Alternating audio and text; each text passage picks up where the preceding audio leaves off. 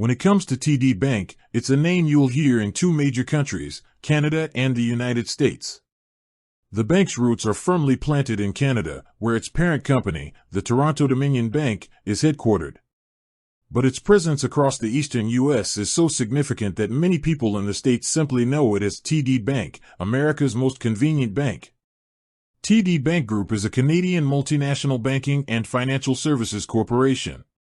It was created in 1955 from the merger of the Bank of Toronto and the Dominion Bank.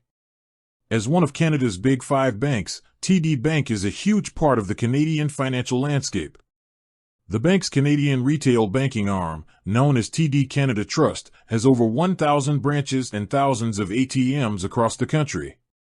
It offers a full range of financial services, from personal and business banking to wealth management and insurance. The brand is so well known in Canada that TD is practically a household name, just like the Royal Bank of Canada, RBC, or the Canadian Imperial Bank of Commerce, CIBC. TD Bank, N.A. is the U.S. subsidiary of the Toronto-Dominion Bank.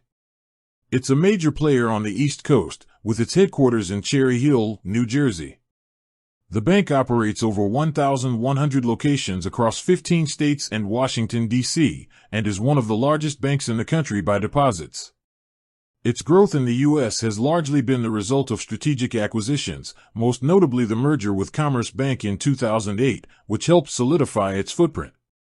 So, while TD Bank is Canadian at its core, its daily operations and brand recognition in the U.S. are undeniable. Beyond its strong retail presence in North America, the TD Bank Group also has a wholesale banking division, TD Securities. This part of the business serves corporate, government, and institutional clients in key financial markets around the world.